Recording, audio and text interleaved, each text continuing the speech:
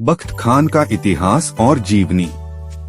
बख्त खान 1857 के भारतीय स्वतंत्रता संग्राम के एक प्रमुख और वीर योद्धा थे। उन्हें दिल्ली के विद्रोही बलों का सेनापति, कमांडर इन चीफ बनाया गया था और उन्होंने बहादुर शाह जफर के नेतृत्व में ब्रिटिश शासन के खिलाफ लड़ाई लड़ी। बख्त खान का जीवन और योगदान भारतीय स्वतंत्रता संग्राम के इतिहास में महत्वपूर्ण है, क्योंकि उन्होंने उस समय के सबसे कठिन दौर में बहादुरी और नेतृत्व का परिचय दिया। बख्त खान का जन्म 1797 के आसपास हुआ था। वह रोहिल्ला पठान वंश से थे, जो अफगानिस्तान के क्षेत्र से आकर उत्तर भारत में बस गए थे। बख्त खान के परिवार का इतिहास युद्ध और सैन्य सेवाओं से जुड़ा हुआ था और उन्होंने भी इस परंपरा को बनाए रखा। बख्त खान ने ब्रिटिश ईस्ट इंडिया कंपनी की सेना में एक तोपची के रूप में अपनी सेवा की और अपनी सैन्य कुशलता के लिए जाने गए। उनके नेतृत्व और सैन्य अनुभव ने उन्हें भारतीय सिपाहियों के बीच एक प्रमुख व्यक्ति बना दिया। 1857 का स्वतंत्रता संग्राम भारत में ब्रिटिश शासन के खिलाफ पहला बड़ा विद्रोह था, जिसे सिपाही विद्रोह या प्रथम स्वतंत्रता संग्राम के नाम से भी जाना जाता है।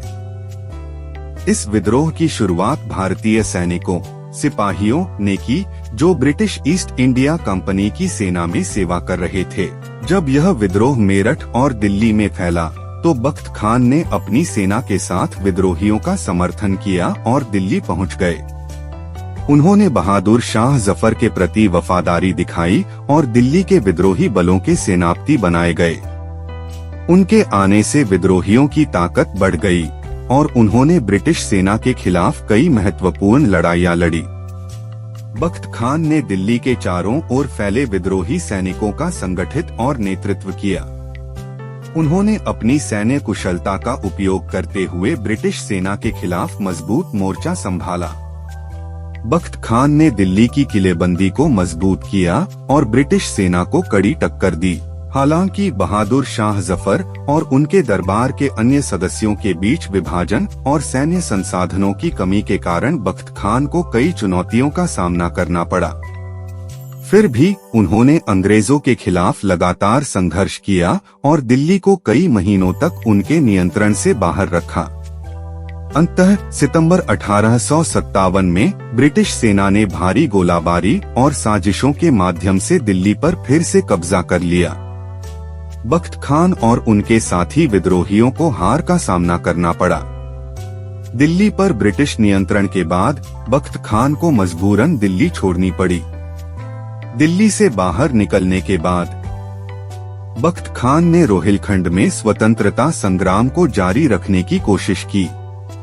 उन्होंने वहां के नवाबों और अन्य स्थानीय नेताओं के साथ मिलकर ब्रिटिश शासन के खिलाफ विद्रोह का नेतृत्व किया, लेकिन अंततः उन्हें अंग्रेजों से हार का सामना करना पड़ा। बख्त खान की मृत्यु 13 मई 1859 को हुई, जब वे अंग्रेजों से लड़ते हुए वीरगति को प्राप्त हुए।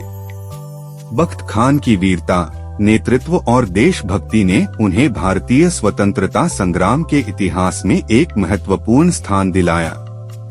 उन्होंने उस समय के कठिन हालात में भी ब्रिटिश शासन के खिलाफ संघर्ष किया और भारतीय स्वतंत्रता संग्राम को एक नई दिशा दी। बख्त खान का नाम भारतीय स्वतंत्रता संग्राम के उन वीर योद्धाओं में शामिल है, जिन्होंने अपने जीवन की आहुति देकर देश के लिए लड़ाई लड़ी। उनका जीवन और बलिदान हमें यह सिखाता है कि जब देश के स्वाभिमान की बात हो तो हर चुनौती का सामना करना और स्वतंत्रता के लिए संघर्ष करना सबसे बड़ा धर्म है। बख्त खान की कहानी भारतीय स्वतंत्रता संग्राम के इतिहास का एक महत्वपूर्ण अध्याय है और उनका नाम हमेशा वीरता और देशभक्ति के प्रतीक के रूप में याद किया जाएगा।